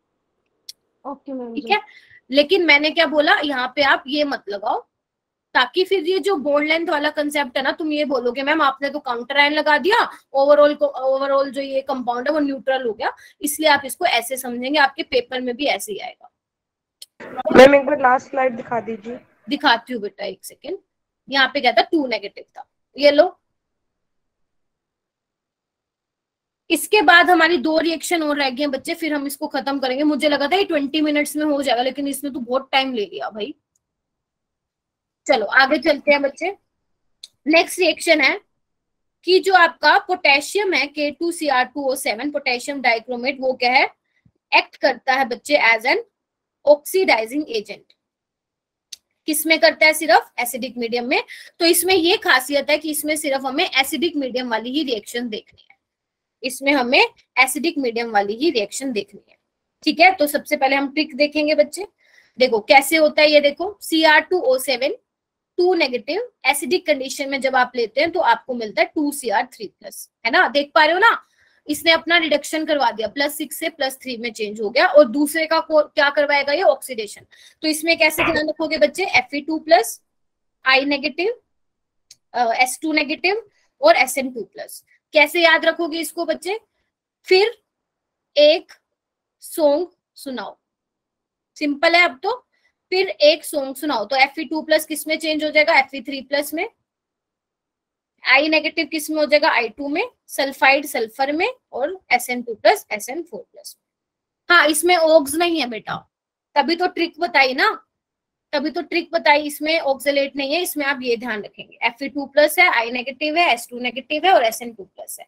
ठीक है, अगर मुझे पूरी रिएक्शन लिखनी हो बच्चे, कैसे लिखूंगी, देखो Cr2O7 2 negative, Fe2+ acidic medium में क्या होगा, क्या बनेगा, Fe3+ बनेगा और 2Cr मिलेगा। मैम जो आपने Fe2+ लिखा है, I नेगेटिव लिखा है, तो मैम ये लाइन वाइज है, मतलब लाइन वाइज लिखना होता है, इस वजह से ये ट्रिक याद कर लिया। नहीं, लाइन वाइज नहीं लिखना, ये तो मैंने आपको ट्रिक, ये जो ट्रिक है वो इस तरह से बनी, फिर एक सॉन्ग सुनाओ, तभी मैंने फिर का मतलब आयरन ऊपर लिखा, एक का मतलब आयोडाइड नीचे लिखा, सॉन्ग का मतलब सल्फाइड नीचे लिखा, सुनाओ का मतलब SN2+ लिखा। इसको ऐसे इसी आपको सीक्वेंस में लर्न करने के लिए नहीं है, ये तो मैंने ट्रिक बताई है ताकि आपको याद रहे कि एसिडिक मीडियम में कौन कौन से आपके आयंस होंगे। ठीक है जी। मैम K2Cr2 मतलब जो आपने ये रिएक्शन बताई है मैम, इसमें जो आपने फिर एक सॉन्ग सुनाओ ये यूज होता है। हाँ, फिर एक सॉन्ग सुनाओ। उसमें क्या था तस्लीमा, पोटेशियम पर मैग्नेट में क्या था, एक ऑक्स को फिर से न्यू सॉन्ग सुनाओ। यस मैम, है ना, तो yes, ऐसे। और न्यूट्रल मीडियम में क्या था, एक थी मनीषा। इसमें सिर्फ यही लर्न करना है, फिर एक सॉन्ग सुनाओ। जैसे देखो ये मैंने रिएक्शन यहाँ पे लिखी हुई है, आप देख सकते हैं इसको, एनसीईआरटी में से मैंने उठाया ये पैराग्राफ, देख सकते हैं। आयोडाइड आयोडाइड आयोडीन में चेंज हो रहा है, सल्फाइड सल्फर में हो रहा है, SN2+ SN4+ में, और ये इसकी कंप्लीट रिएक्शन है। ठीक है, बस ये तो छोटा सा ही था, लेकिन फिर भी पेपर में आती है ये चीजें। इसके बाद बच्चे एक आपको ये ध्यान रखना है कि जो आपका पोटेशियम डाइक्रोमेट होता है ना, वो सोलुबल होता है वाटर में, देख पा रहे हो यहाँ पे सारे, जबकि आपका जो पोटेशियम परमैंगनेट होता है बच्चे, वो इनसोलुबल होता है, वो मैं आपको बताना भूल गई शायद वहां पे, वो इनसोलुबल होता है, तो इसको ध्यान रखना बस।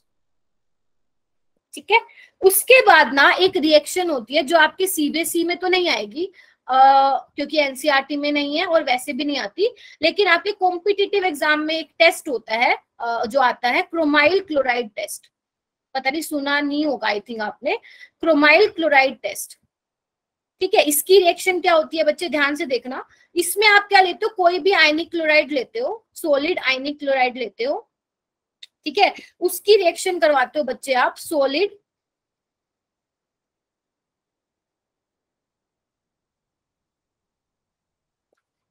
वाटर में शो, वो तो पहले ही कलर्ड है बच्चे, पोटेशियम परमैंगनेट का तो पहले ही कलर है, पोटेशियम परमैंगनेट में तो बच्चे वो पहले ही कलर है। बेसिक मीडियम में वो कलरलेस होता है, एसिडिक मीडियम में वो पिंक हो जाता है जब आप टाइट्रेशन करवाते हो। हाँ, पानी में इनसोल्युबल होता है बेटा, पानी में इनसोल्युबल होता है पोटेशियम परमैंगनेट। बच्चे जब आप इसकी रिएक्शन कराओगे सॉलिड K2Cr2, मैंने क्या सोडियम लिख दिया क्या? क्या पूछ रहे हो बेटा तुम? एक मिनट में चेक कर लो।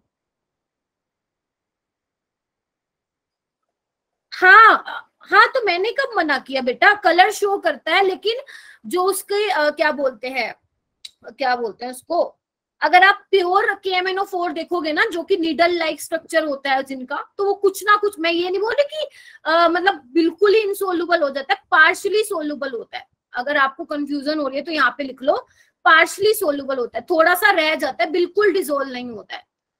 मैंने खुद ये करके देखी है ये चीज एक्सपेरिमेंटली, पार्शियली सोल्युबल होता है, थोड़ा सा रह जाता है। ठीक है, तो आपको थोड़ा हीट करके उसको सोल्युबल करना पड़ता है अब। ठीक है, चलो यहाँ पे क्या लिख रही थी बेटा मैं? यहाँ पे लिख रही थी मैं कि अगर आप सोलिड एनिक्लोराइड लेते हैं और उसकी रिएक्शन करवाते हैं आप सोलिड K2Cr2O7, ध्यान से सुनना, इंपॉर्टेंट है ये। ठीक है, इन the presence of concentrated H2SO4, तो आपको क्या मिलता है बच्चे? CrO2 Cl2 मिलता है, जिसको हम क्या बोलते हैं बेटा? क्रोमाइल क्लोराइड बोलते हैं, क्रोमाइल क्लोराइड बोलते हैं। और जब आप इसकी रिएक्शन NaOH के साथ कराते हैं तो आपको मिलता है Na2CrO4, जो कि येलो कलर का होता है। और जब आप इसकी रिएक्शन लेड एसीटेट के साथ कराते हैं, थोड़ी सी कॉम्प्लिकेटेड है लेकिन आ जाएगी समझ में, लेड एसीटेट के साथ करते हैं तो आपको मिलता है लेड क्रोमेट येलो पीपीटी। ये आपको ध्यान रखना है, बेशक पूरी रिएक्शन भूल जाना, सिर्फ ये याद रखना लेड क्रोमेट के कैसे प्रेसिपिटेट होते हैं बच्चे? येलो पीपीटी होते हैं। ठीक है, अब कौन कौन ये रिएक्शन नहीं देगा उसके लिए एक ट्रिक है, पहले तो लिखो कौन कौन है। AgCl, SnCl4, लेड मेरे को भी याद नहीं, मेरे को भी देखना पड़ रहा है, Hg2Cl2 एंड HgCl2, ये ऐसे हैं बेटा जो ये रिएक्शन नहीं देंगे। याद कैसे करोगे? याद कैसे करोगे कि ये वाले जो ऐसे स्पीसीज हैं AgCl, SnCl4, ये क्रोमाइल क्लोराइड टेस्ट नहीं देंगे। कैसे करेंगे? Ag सुनो सुनो, प्यार हो गया, Ag सुनो प्यार हो गया। ठीक है, ऐसे याद रखेंगे, इसको कर लोगे। ये वाले क्या है? Does not give chromyl chloride test. कम है चांसेस इसके आने के, लेकिन हम क्यों छोड़े भाई? हम क्यों छोड़े? जब सारी रिएक्शन रट ली, ये भी रट लेंगे। ठीक है, तो अजीब सुनो प्यार हो गया, इससे आप ध्यान रखेंगे कौन कौन देगा और कौन कौन नहीं देगा। ठीक है, बस इतने, इससे ज्यादा और नहीं करना आपको। केमिकल प्रॉपर्टीज में जितना मैंने करवाया सफिशिएंट है, सारी एनसीईआरटी के हमने कवर कर लिए रिएक्शन। हाँ, स्ट्रक्चर पे थोड़ा मेन फोकस रखना, क्योंकि आपको दिख गया होगा जो आज मैम ने करवाया, स्ट्रक्चर में कुछ अच्छा लगा, मतलब जानने को मिला काफी कुछ, तो स्ट्रक्चर को प्लीज एक बार ध्यान से देख लेना आप लोग। ठीक है, बाकी तो थोड़ा सा रटना तो पड़ेगा, आई नो डेट, लेकिन वो आप जब एक दो बार रिवाइज कर लेंगे तो हो जाएगा। Okay ma'am. ठीक है, तो सारे पेज अच्छा ठीक है। ओके, तो वैसे तो टाइम हो गया है, लेकिन मैंने सोचा था लेंथ नोट्स तुम्हें बता दूं, लेकिन छोड़ो, एक काम करते हैं, मैं तुम्हें ना लेंथ नोट्स की ट्रिक बता देती हूँ लर्न करने की बच्चे, ताकि तुम जब नेक्स्ट वाले लेक्चर में आओ आपको पता होना चाहिए कि मैम क्या बता रही है। तो यहाँ पे एक बार देख लो बच्चे लेंथ नोट्स की, इसको करवाऊंगी मैं नेक्स्ट लेक्चर में, लेकिन आज ट्रिक सुन लो। ये देखो, ये आपके लेंथ नोट्स होते हैं। कैसे लर्न करोगे? मैंने ऑलरेडी ट्रिक लिख रखी है। ला चिक्की, आज तो बहुत सारी ट्रिक होगी ना, कंफ्यूज मत हो जाना बेटा। ला चिक्की, पहले सुन लो, ट्रिक सुन लो। ला चिक्की परी ने प्रेम सम्मान से यूं घड़ी तुम्हें दी है और तुम ये भी लौटा रही हो। फिर बोल रही हूँ ट्रिक, ला चिक्की परी ने प्रेम सम्मान से यूं घड़ी तुम्हें दी है और तुम ये भी लौटा रही हो। अब ला का मतलब क्या है बच्चे? लेंथनम ही है। देखो मैं सिंबल लिख रही हूँ, और इसमें ना आपको नाम याद करने की जरूरत नहीं है कि लेंथनम हो गया, सीरियम हो गया, परसोडाइनम हो गया, नियोडाइनियम हो गया, है ना, ये आपको ध्यान रखने की जरूरत नहीं है, सिर्फ एक बार रीड कर लेना। ठीक है, ला चिक्की, चिक्की मतलब सीरियम, परी मतलब PR, ने मतलब बच्चे ND, प्रेम मतलब PM, सम्मान मतलब SM which is samarium.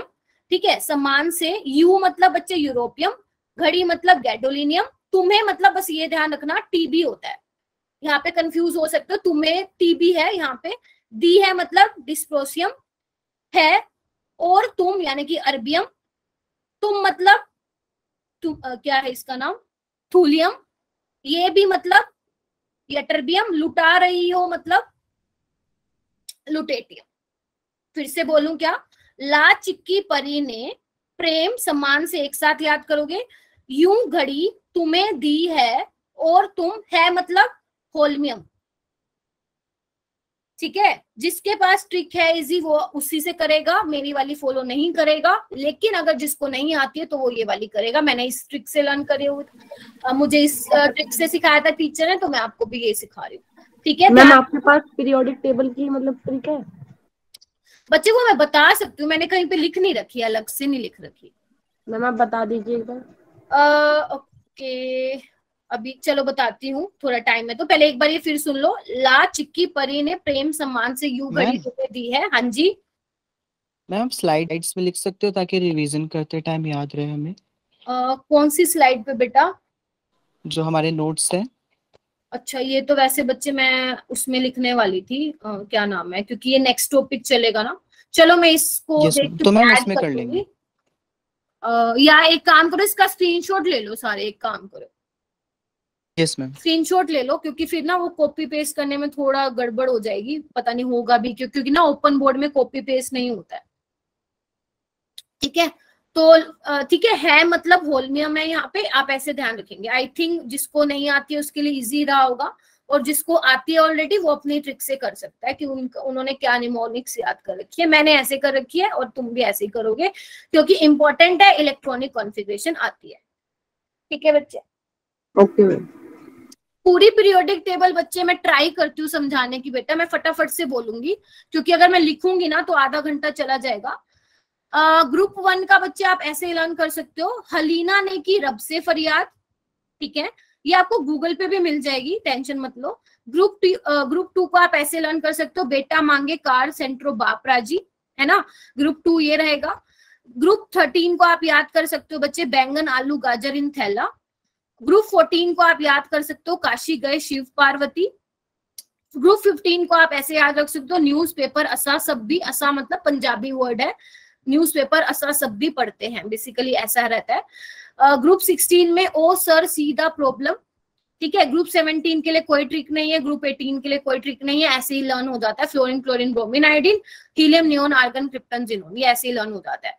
Right, F block की मैंने इसकी बता दी, एक्टिनोइड की जब एक्टिनोइड कराऊंगी तब करवाऊंगी, वरना कंफ्यूज हो जाओगे। 3D सीरीज की बच्चे मैंने आपको लास्ट क्लास में बता दिया था, स्कैंडियम तेरी विदाई करके मैं फ्री होकर, हो को आप को मान सकते हो, फ्री होकर क्या पहन लिया, निक्कर कुर्ता जींस पहन ली। ठीक है, इसको आप कैसे याद रखोगे बच्चे, वेनेडियम के नीचे क्या है, वी नोबिता करके याद रख सकते हो। इसको कैसे लिख सकते हो, सबसे सस्ता कॉपर, फिर उससे महंगा सिल्वर, और उससे महंगा गोल्ड। अगर तस्लीमा आपको ये क्या बोलते हैं ट्रांजिशन एलिमेंट्स वाली नहीं समझ में आ रही है, तो आप एक काम कर सकते हैं, रिकॉर्डिंग में देख लेना, वहां पे मैंने बोल रखा है। ठीक है, इसको मैंने कैसे याद करवाया था, मान जा टीना चावला रे, इसको मैंने कैसे याद करवाया था, आयरन रूट गया ओसम। ठीक है, ओके मैम। और जो बाकी था वो क्या है, बिल्कुल ऐसे रिदम सी बन गए, टिटेनियम जिरकोनियम होफनियम निकल पैलेडियम प्लेटिनम क्रोमियम मोलिबेल्डियम टंगस्टन, तो ये ऐसे लर्न करना है। ठीक है, अगर ट्रिक मिल जाएगी आपको, गूगल पे बहुत सारी निमोनिक्स है, आप वहां पे जाके देख सकते हो, इसकी मिल जाएगी। बाकी मैंने ऐसे लर्न किया हुआ है, बाकी मैं स्टूडेंट्स को भी ऐसे ही करवाती हूँ, तो तुम्हें कोई बेटर मिले तो तुम उससे फॉलो कर सकते हो। ठीक है, तो आज तो इसलिए कह रही हूँ, ये जो एफ ब्लॉक वाला लेंथेनोइड्स है इसको आप लर्न करेंगे, क्योंकि मैं नेक्स्ट क्लास में डायरेक्ट फिर तुम्हें इलेक्ट्रॉनिक कॉन्फ़िगरेशन से स्टार्ट कर दूंगी। ठीक है, एक बार इनके नाम भी देख लेना, जस्ट रीड कर लेना, गैडोलिनियम, टर्बियम, डिस्प्रोसियम, है ना, होल्मियम। बच्चे 11th का ग्रुप कौन सा है बच्चे, 11th के ग्रुप में कोई ऐड नहीं है बेटा। मैम 11th के क्लासेस भी होंगी अब? नहीं हो रही है, किसने कहा है? मैम होने वाली है शायद, मेरे भाई के ग्रुप में लिंक आई थी आज। अच्छा मैम जी, हाँ बोलिए। आज हमारे स्कूल में भी बताया गया था। अच्छा हाँ सॉरी मैं भूल गई। हाँ 22 सितंबर या 28 से स्टार्ट हो रही है 11th की, लेकिन उसमें हम नहीं पढ़ा रहे, उसमें कोई और टीचर्स पढ़ाएंगे। तो वो मुझे नहीं पता कि आप लोग वहाँ पे 11th पढ़ने जाते हो या नहीं, मुझे नहीं बताओगे। हाँ 12th वाले तो तुम मेरे पास हो, 11th वालों का मुझे पता नहीं, क्योंकि 11th तो तुम मुझसे ही करोगे ना। मैम ठीक जी है। एक बार रिवीजन हो जाएगा ना, इसलिए मैंने आपसे कहा था। अच्छा, लेकिन मैं नहीं करवा सकती बच्चे वो मैं नहीं करवा पाऊंगी। क्योंकि मैम जी उसकी आखिरी रजिस्ट्रेशन 20 तारीख को है बस।